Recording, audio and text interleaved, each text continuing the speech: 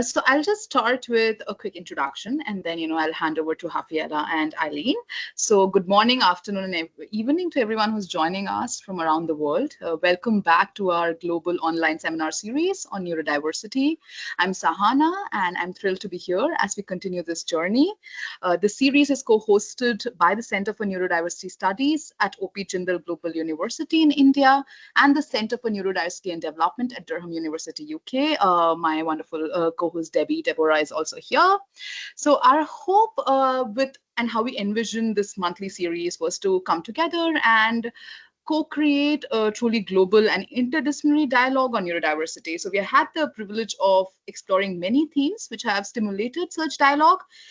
In January, we had Professor Mary Hanley from Durham University, who kicked the seminars off with her crucial work on translating research into practice within educational settings, focusing on AAA intervention to support neurodivergent learning. In February, we had Dr. Amy Pearson, also from Durham, and an autism researcher herself, who shared invaluable insights into healthy relationships, intimate partner violence, and the importance of co-production and lived experiences. Our March session featured Professor Dawn Adams from Griffith University, who guided us through pathways to well-being for neurodivergent children with a focus on autism. And just last month in April, we had the honor of hosting Bole Shiana, the founder of Autism Madagascar. And that brings me to a point which I think is particularly pertinent for today as well.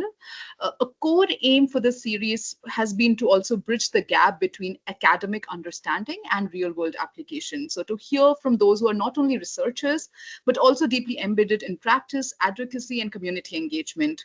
Ms. Bole Shiana's presentation was a powerful testament to that. I think she shared her experiences in leading Autism Madagascar, working directly with families, government ministries, and international networks to champion autism awareness in Madagascar. So, and this is a thread that continues with our speaker today, right? Where we are exceptionally fortunate to host individuals who bring this dual lens, right? Academic inquiry along with on-the-field experience. So with that, I'm absolutely delighted to introduce today's speaker, Hafiela Caldas. Hafiela is a doctoral candidate in behavioral sciences at the University of Brasilia in Brazil, where she has also earned her master's degree in the same field. A practicing psychologist with a bachelor's degree, Hafiela is deeply immersed in both research and practical application.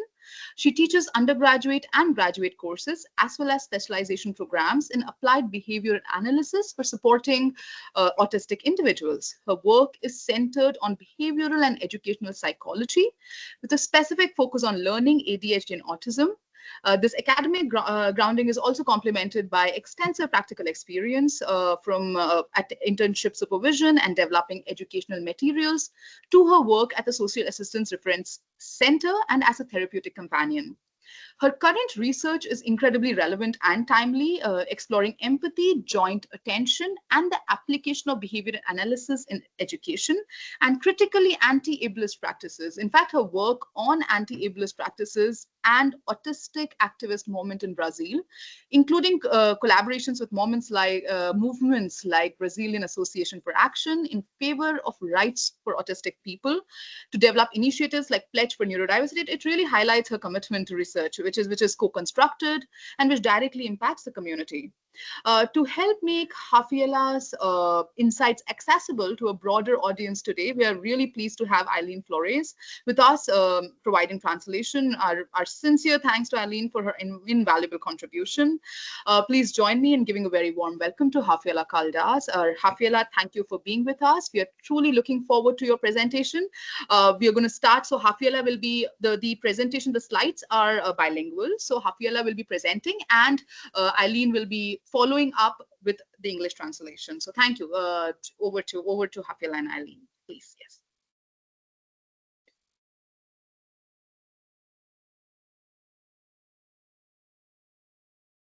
Tá mostrando, Eileen?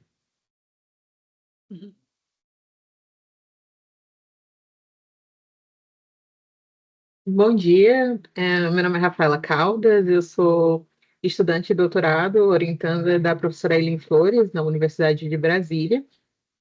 Esse trabalho, essa pesquisa, ela também foi feita por Bianca Rogoski, Vitor Guevara e Rita Louzeiro, e fala um pouquinho sobre as práticas anticapacitistas, o movimento ativista autista no Brasil. So Rafaela introduced herself, and she cited the co-authors, myself, Pia Kogowski, Victor Guevara, Rita Lozeiro, and she introduced her work about anti-ableist practices and the autistic activist movement in Brazil. Sorry. Esse trabalho, essa palestra hoje, ela fala um pouquinho sobre o Pacto pela Neurodiversidade, que eu vou apresentar para vocês, mas eu queria falar um pouquinho sobre o contexto de criação desse pacto. A gente faz parte de um grupo de pesquisa na Universidade de Brasília que trabalha com diversos temas, como atenção conjunta, empatia, compreensão narrativa, mas a gente trabalha muito com um público específico, que é o público neurodivergente. Pode. So before going into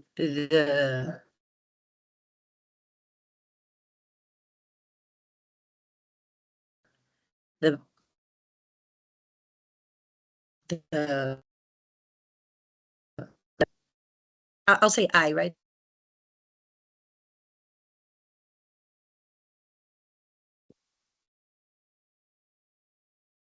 Okay, I think there's a bit of a technical issue on Eileen's end. Hi, Eileen, can you hear us? You can just wait for around a minute. I think she'll be right back.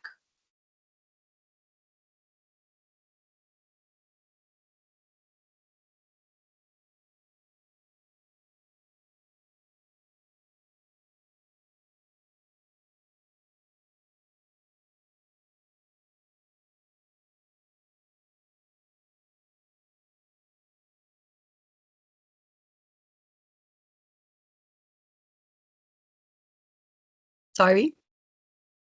Hi. We lost you in between. We got you back now. So yeah, we stopped at this. Can you hear me now? Can you hear us?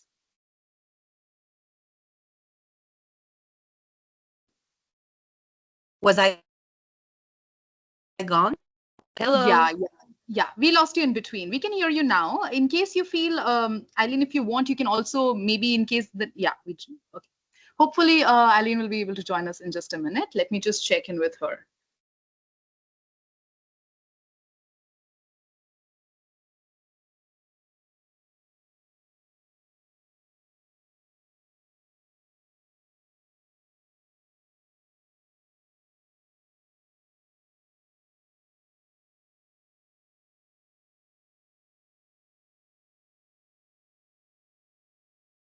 Hello. Hey, we just got you back. Hey, so maybe if the bandwidth, maybe you can try closing the camera on your end by chance. Maybe that would help with the bandwidth. Like that helps on my end sometimes. So maybe. I came to the university to avoid problems with bandwidth. Can you believe that? I'm actually at the University of Brasilia, and it's still happening. I'm very sorry. Okay, I'll turn off my camera. Right. Hey, Han, that's absolutely all right. I think this is also good learning for us, especially in creating inclusive spaces, right? So yeah, but that's all right, Eileen. Please continue. Yes. Okay. So where did you lose me? We could not hear you the introduction to this. Like we could not really hear your introduction to this particular slide. Okay, so Rafaela was saying that before delving into her main topic, she wanted to give a bit of context. She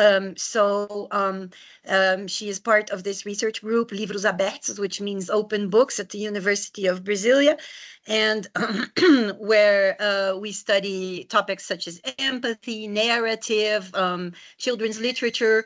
But in the last years, we ended up often working with diverse groups and also neurodiverse groups with these topics. So we had to, of course, start learning more about this. And yeah, so I think that's what she had said up to now. Okay, Rafael? Yeah. No meu mestrado em Ciências do Comportamento, eu pesquisei especificamente sobre o desenvolvimento da atenção conjunta por meio da leitura em crianças autistas. E eu li muito sobre pesquisas nacionais e internacionais sobre esse tema. E eu comecei a me sentir muito incomodada, porque eu percebia que as dificuldades que os pesquisadores encontravam nessas pesquisas elas eram atribuídas somente às crianças autistas. E nas minhas leituras eu comecei a identificar que essas dificuldades, na verdade, parte delas eram, na verdade, erros metodológicos e conceituais que os pesquisadores cometiam também. Então, eu via que tinha um caráter capacitista também na percepção dos autores, dos pesquisadores, sobre as crianças autistas. So during her master's, Rafaela began to research on joint attention, research in joint attention in autistic children.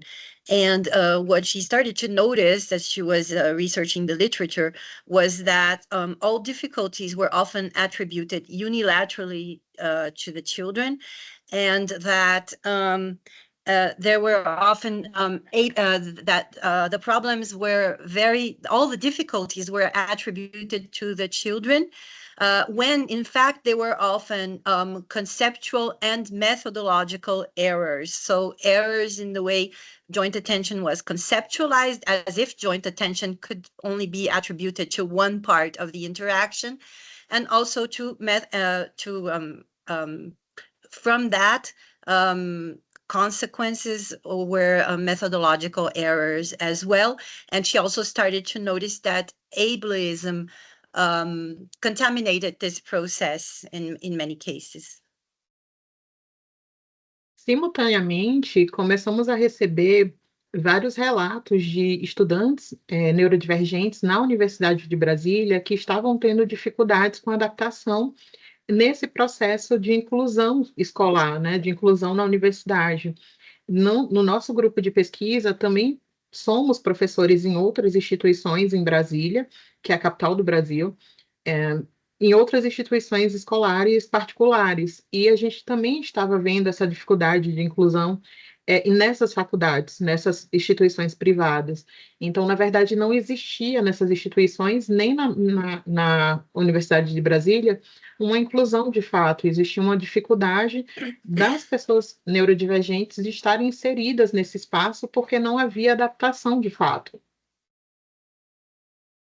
And concurrently, Rafaela we started noticing that there were many difficulties that students at our university, at the program, and at in broader terms at the university where Rafaela was doing her master's thesis, we started noticing that many students, many neurodivergent students, were not feeling included, were not feeling like they were receiving enough and adequate support.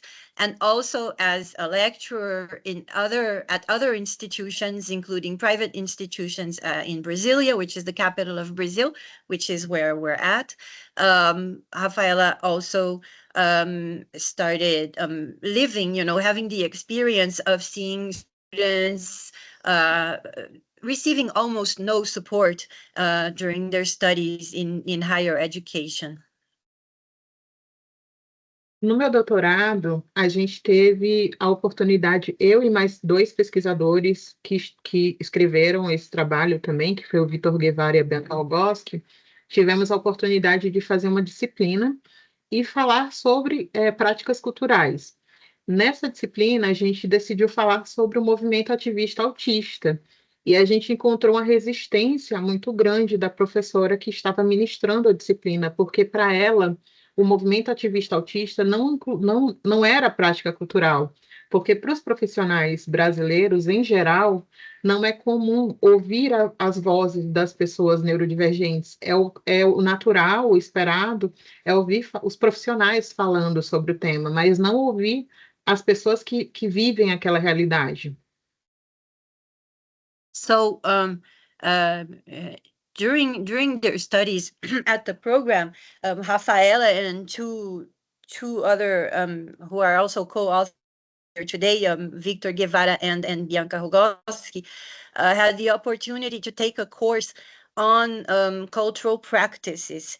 And during this course, they decided to write, to do some research and write a paper on the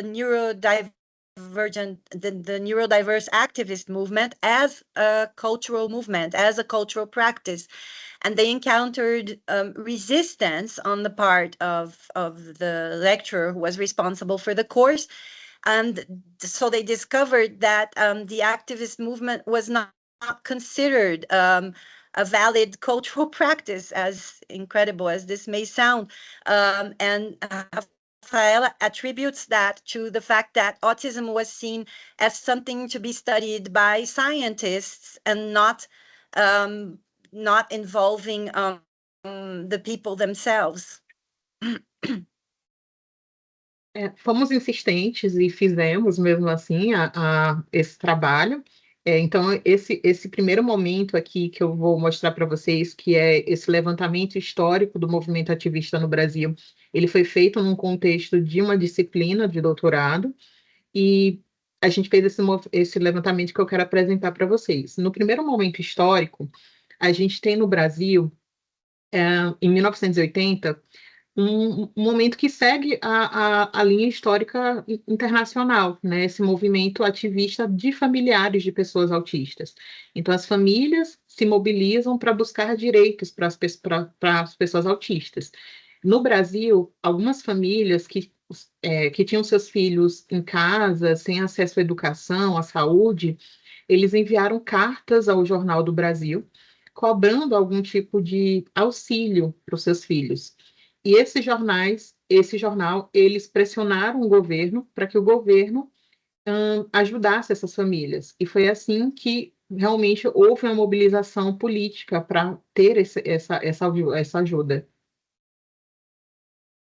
So when we started studying the cultural practices of the activist movement in Brazil in favor of neurodiversity, we saw that it had several key moments. And the first key moment sort of went together with similar trends around the world.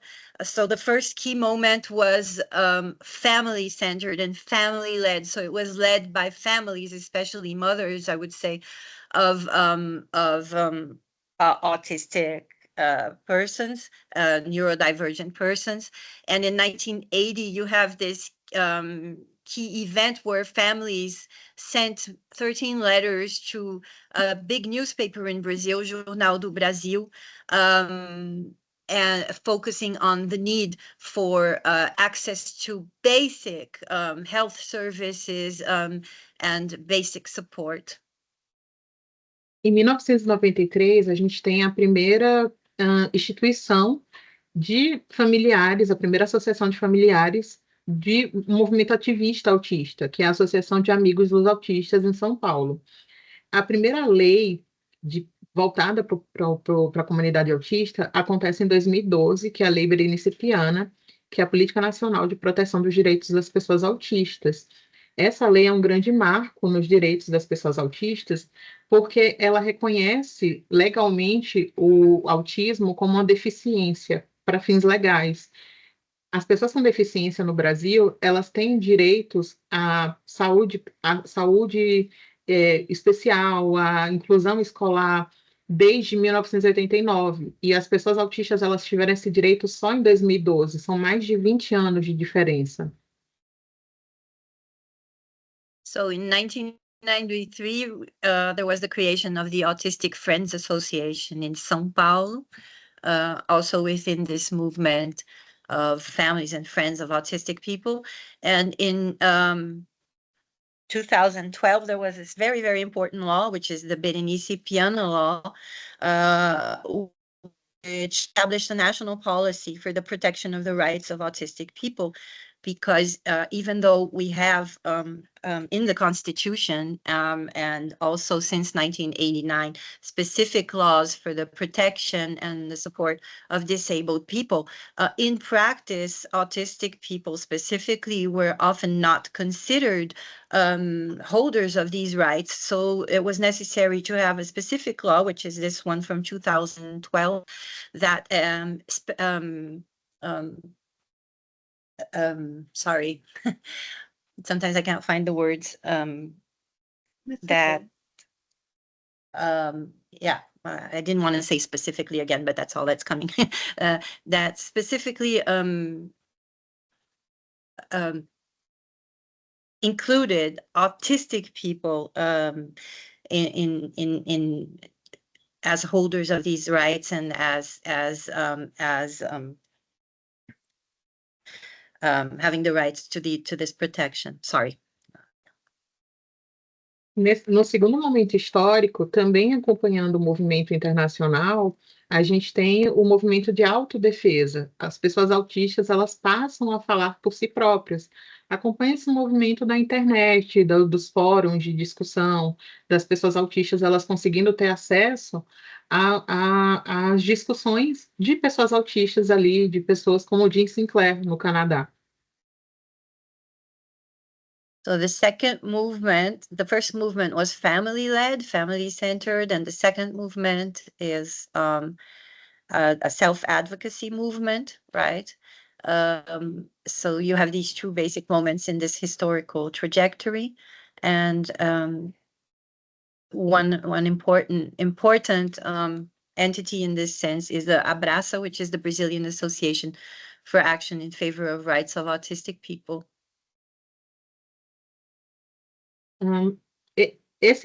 Nesse momento aqui, especificamente, a gente sai do momento do doutorado, da disciplina do doutorado, e a gente decide implementar o pacto, né? Implementar, de fato, trazer alguma mudança para a vida real. Então, a partir do momento que a gente decide implementar, a gente entende que não dá mais para fazer só com pessoas neurotípicas, a gente precisa trazer as vozes das pessoas neurodivergentes para essa discussão. E a gente faz uma parceria com a Abraça. So at this moment, after this course, where we developed this historical research, we felt the urgent need to partner with the activist movement. And it became very clear to us that we could not continue to research that without actually collaborating with people who are actually involved in activism. So that's when we started our partnership with Abraça. Durante a pandemia, a gente fez várias reuniões com o pessoal da Abraça, inclusive uma das coautoras desse trabalho era, na época, a presidente da organização, que é a Rita Louzeira, e durante as nossas discussões, a gente percebeu que muitos dos termos que estavam sendo usados, muito da base teórica utilizada, eram bases teóricas de outros países, principalmente dos Estados Unidos. E surgiu essa necessidade de fazer uma revisão teórica e conceitual. E a Abraça, eles decidiram criar o Manifesto da Neurodiversidade Interseccional Brasileira, onde eles colocam uma fronteira, fazem uma limitação do que é brasileiro e do que é, de fato, estrangeiro.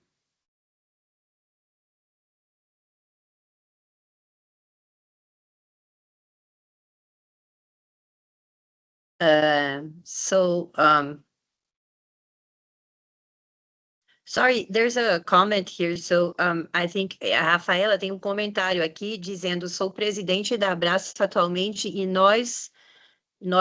o pacto foi ideia do Abraça. Eu acho que tem que esclarecer isso, né? Porque o pacto foi escrito durante o curso, antes do contato com a Abraça, e aí nós levamos o pacto, para o Abraça, se você quiser falar um pouco disso, e aí, isso mudou com essa parceria, nós fomos mudando juntos os termos, né? Nós fizemos várias reuniões online durante a pandemia. A primeira versão foi escrita durante o curso, ela tinha 20 itens, e aí a gente ainda entre nós conversou e resolveu. Eu tô achando interessante porque a gente está ao vivo aqui, né, vivendo esse processo aí de como foi a construção e o conflito também que pode ocorrer, né? Mas isso aí a gente não tem preocupação nenhuma, porque foi realmente escrito durante o curso, isso é registrado, foi o trabalho final nosso, deles, né, não meu, E aí depois a gente começou a parceria com a Abraça. So I'm just going to translate here because there are some comments here in the comment section saying that the pact was actually created by the Abraça movement.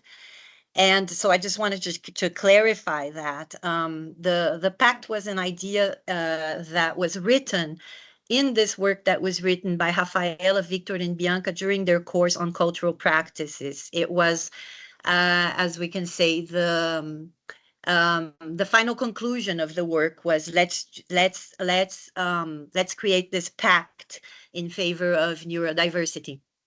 And afterwards, they started talking to me about how we could, and I think it had 20 items or something like that. I said, it's too long. Let's cut it to 10. Let's make it short and sweet. And you have to talk to the neurodiverse movement. You can't, how can you have a pact if you're not talking to people who are in the neurodiverse movement? So that's when we started the partnership with Abraça, and we already had this, how can I say it, this seed of this possible pact. And we started doing the meetings with them through Rita Lozeiro, who is also a co-author of the paper. And so this paper that Rafaela, Victor, and Bianca wrote was the seed for this, and it already had the pact in it, and was the seed for this conversation. And it was very interesting because we started talking about, is neurodiversity, well, Rafaela is going to talk about that, but I just wanted to clarify Thank that. Thank you so much. Yeah. Hey, I just wanted to check in even for the audience, we'll definitely get to the question answer session in just 15 minutes. So because we only have 15 minutes for the presentation, so I want to make sure that Hafiela and Aileen get the time. So we'll definitely get to the questions. And this is such a nice question because it also goes into the politics of trauma. It goes into the politics of autism as well, right? So it's really good. So hopefully we can go into it more in just 15 minutes. So, I'll just hand over to Hafiela and I. I just thought it was interesting to clarify this so it doesn't look as if we were like usurpating something. And actually, maybe one of the confusions is that there are two versions of it. So there was a point where we said, well, okay, now it's with you. We planted the seed, and the neurodiversity movement changed the pact to a new version, which is the intersectional pact. And I think Rafaela will talk about that. Okay, but what we're saying now is how this process came to be. Yeah. Então, o Pacto pela Neurodiversidade, ela tem como proposta ser uma espécie de orientação para empresas, serviços, projetos que queiram realmente fazer mudanças nos seus espaços para se tornarem espaços inclusivos para pessoas neurodivergentes. E ele inclui 10 itens. So these are the 10 items that were written in the original paper that was written during the course. It had more items, but then we shortened it to 10, and this is in our article. So this is the pledge for neurodiversity that was written at first. And what we proposed was listen to neurodivergent people, guarantee their freedom of expression and respect for their opinions, regardless of the subject to be discussed and the form of communication used. And this is already the first version that was written together with the 10 items that we took to the meetings. There were already some changes that we worked on together, but we already had 10 items. O primeiro item é o escutar. Escute as pessoas neurodivergentes, garanta sua liberdade de expressão. Um minuto que está aqui na frente. E o respeito às suas opiniões, independente do assunto a ser tratado e da forma de comunicação utilizada. Principalmente aqui no Brasil, que as pessoas, os profissionais, eles têm muito eles falam muito sobre dar voz, só que as pessoas elas já têm vozes. Os profissionais, eles têm muita dificuldade de ouvir o que as pessoas autistas têm a falar sobre elas mesmas. So this, I already read it. So Rafael is saying that one of the things we noticed was that often in scientific works, the people themselves were not heard, and so this is why this is the first proposed item that we proposed for the pledge and that we discussed with Abraça.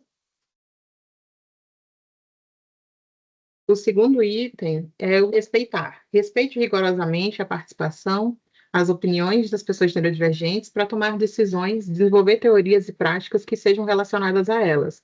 Ou seja, respeite o preceito nada sobre nós sem nós. Second one was to respect the protagonist. Well, you can read it there. I don't know. I'll read it out loud in case I myself am visually impaired. So respect the protagonism, participation, and opinions of neurodivergent people when making decisions, developing theories and practices related to them. Respect the precept, nothing about us without us.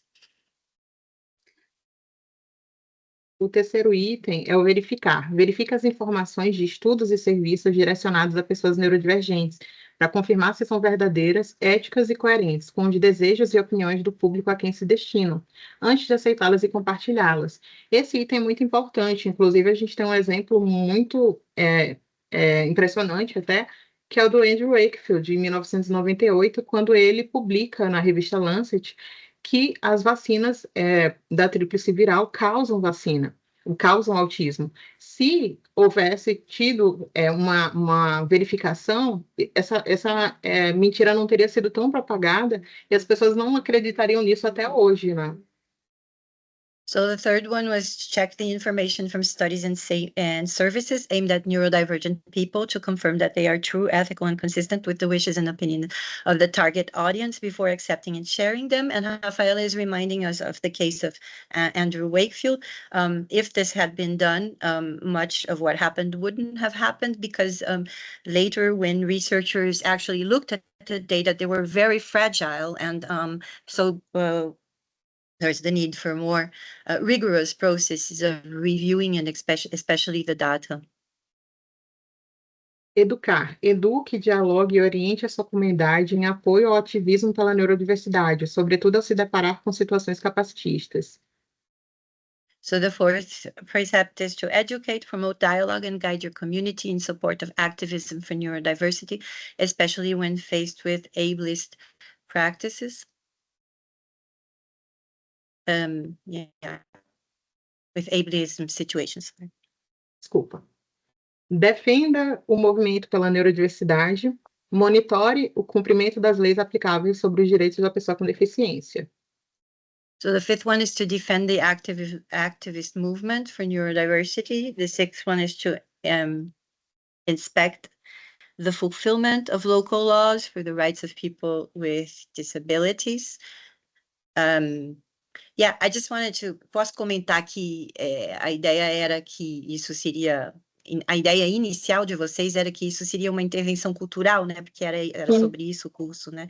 So I don't know if it became clear, like, why did the paper written during this course end with the Pledge for Neurodiversity? Because the idea of the course is cultural practices and cultural ideas for cultural interventions. So that's why it ended with this. The idea was that this pledge would then be taken by different institutions. For example, the University of Brasilia, where we had spoken before of the context of what was happening. So that was the initial idea, and this is the seed that we took to Abraça to discuss with them. Pode continuar. 7. Oportunizar. Oportunize a inclusão de pessoas neurodivergentes e crie condições de permanência delas na sua empresa, organização, comunidade, em todos os níveis de hierarquia e diferentes funções. Esse aqui é muito importante porque no Brasil, todos são, mas no Brasil a gente tem um benefício que é pago para as pessoas com deficiência e muitas empresas elas têm vagas para pessoas com deficiência. E essas vagas, muitas vezes, elas não são ocupadas. E os empresários acham que é por falta de interesse, quando, na verdade, essas vagas, elas são criadas sem nenhuma preocupação em adaptar essas vagas para receber pessoas que têm necessidades específicas de adaptações. So in Brazil, we often have job opportunities that do not have any slots or spaces for people, for disabled people. So provide opportunities. So the 7th precept is to provide opportunities for the inclusion of neurodivergent people and create conditions for them to stay in your company, organization, community at all hierarchical levels and in different functions. 8. Reflita sobre os seus comportamentos, a sua fala e a forma como eles afetam a pessoa neurodivergente. Esteja sempre aberto a novas desconstruções e reconstruções sociais. Mesmo com essa palestra hoje, com todo o seminário, todo o congresso, a gente sempre tem que estar aberto a novas desconstruções, porque a gente passou séculos em processo de capacitismo, de aprendizagem de capacitismo, então não vai ser da noite para o dia que a gente vai mudar isso. So the 8th is reflect on your behaviors in speech as well as how they affect the neurodivergent people. Be open as they affect neurodivergent persons. Be open for new social deconstructions and reconstructions. So Rafael is emphasizing that this is a continuous process, and it's something that we have to look at every day and all the time. Aplicar. Aplique todos os princípios listados acima ao planejar projetos e intervenções voltados a pessoas neurodivergentes. E o 10, celebra a neurodiversidade. So the 9th one is apply all the principles listed above when planning projects and interventions aimed at neurodivergent people. And 10, let's celebrate neurodiversity. Fazendo algumas considerações finais, aqui no Brasil a gente tem uma tendência histórica a reproduzir práticas estrangeiras na leitura da realidade neurodivergente brasileira. As discussões sobre o pacto, principalmente ali durante as reuniões que a gente teve com a Abraça, trouxeram ali à tona a necessidade da gente fazer essa revisão teórica, essa revisão prática, porque a realidade que a gente tem no Brasil é muito específica. A gente tem um país que tem que tem dimensões territoriais gigantes. Eu moro em Brasília, que é a capital do Brasil, que fica a 2 dias de distância de carro da minha cidade natal. E as minhas práticas culturais são completamente diferentes das práticas culturais de onde eu moro hoje. Então, imagina isso em termos de países diferentes. So Rafaela comes from a region in Brasilia. She grew up in a region which is completely different from where she lives now in Brasilia. And so one of the main points that came up and led to the rethinking of the pact by Abraça and the process that continued afterwards, independently by the Abraça movement, one of the main points that they brought to our attention was the historical tendency to reproduce foreign practices in the reading of neurodivergent reality. So they brought to us a very a very critical stance on this, on the necessity of doing a rereading of the concepts and the theories on neurodiversity and neurodivergence that were coming from other realities. Yeah, the reason Rafaela said, well, I come from one place and here it's completely different. So imagine when we're speaking about cultures as different as, for example, the North American or European reality and the Brazilian reality. So I think posso acrescentar que foi uma espécie de não rejeitar, mas uma releitura, né?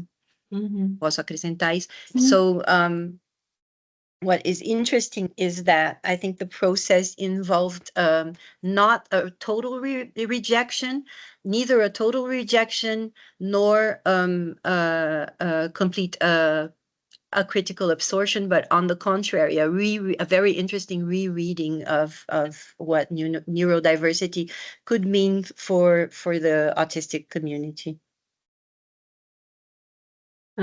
Eu fico até feliz assim de termos aqui a presidência atual da Abraça, porque esse texto que eu vou apresentar aqui agora é um texto que eu uso em todas as minhas aulas que eu falo sobre autismo, sobre neurodiversidade, que é um texto que eu considero que é o que a gente poderia chamar de terceiro momento histórico do ativismo autista brasileiro, que é a criação da Abraça do Manifesto pela Neurodiversidade Interseccional Brasileira, que traz uma informação muito importante da realidade brasileira dos neurodivergentes, que fala o seguinte: vivemos em comunidades tradicionais, quilombolas e ciganas, em áreas rurais, vilas e pequenas cidades. Somos pessoas migrantes, refugiadas em situações de ruas, pobres, encarceradas, institucionalizadas, e somos também líderes comunitários e gente de classe trabalhadora. Somos pretas, faveladas, periféricas, não brancas, LGBTQIA+, indígenas, povos de terreiros e pessoas com outras deficiências. Usamos os mesmos serviços que os demais e estamos em todos os lugares. So we now, I think we can, what Rafaela is saying, that she thinks that we can now consider that this is the third moment, it's the third moment in the neurodiversity movement in Brazil. So first we have family-led, then we have neurodiverse folk-led movement, and we could say that this inaugurates the third movement. And here we have an example from the Intersectional Manifesto in Favor of Neurodiversity, which was written by the neurodiverse community in Brazil. So this is the final result after all discussions, and as we said, this rereading of neurodiversity on our terms. And so Rafaela is bringing qual é a... isso é do manifesto? Do manifesto, sim. This is from this Intersectional Manifesto. So we live in traditional Quilombola and Romani communities in rural areas, villages, and small towns. We are migrants, refugees, unhoused people, poor, incarcerated, institutionalized. And we are also community leaders and working class people. We are Black, from favelas and the outskirts, non-white, LGBTQIA+, indigenous, practitioners of Afro-Brazilian religions, and people with other disabilities. We use the same services as everyone else, and we are everywhere. So this is the a quotation from the manifesto, the Intersectional Manifesto. Thank you, Eileen. Just a quick heads up, just around 5 minutes left for the presentation. So, Eileen, Estamos finalizando. Ainda tem 5 minutos, Eileen? Uhum. Então, finalizando, enquanto não pensarmos na realidade específica do Brasil, não estaremos propiciando acesso e inclusão adequada à comunidade neurodivergente, porque, como eu falei, o Brasil é um país de dimensões continentais. So we are from a country with continental dimensions. So until we consider the specific reality of Brazil, we will not be providing adequate access and inclusion to the neurodivergent community. And this is what we learned. This is what completely transformed, I think, the pact into the Intersectional Manifesto, that we had to really Para finalizar, reread. eu trouxe aqui alguns perfis de pessoas com deficiência e pessoas neurodivergentes, porque eu acredito que muitas das coisas que a gente aprende hoje sobre esses assuntos não estão só nos artigos científicos, porque muitos desses temas, eles são barrados na hora de serem publicados, porque os pareceristas, os editores, eles também carregam com si muito do capacitismo que faz com que essas discussões não cheguem às grandes revistas. Então, acho importante a gente seguir e se informar por esses perfis também, dos movimentos ativistas. So Rafaela ends up by saying that often in the scientific community, it's not well seen to follow, for example, profiles of neurodivergent activists and other people with disabilities that produce content online, and she suggests that scientists should do this more, to learn more about neurodiversity and about challenges and about the rights of disabled persons. Obrigada. Thank you.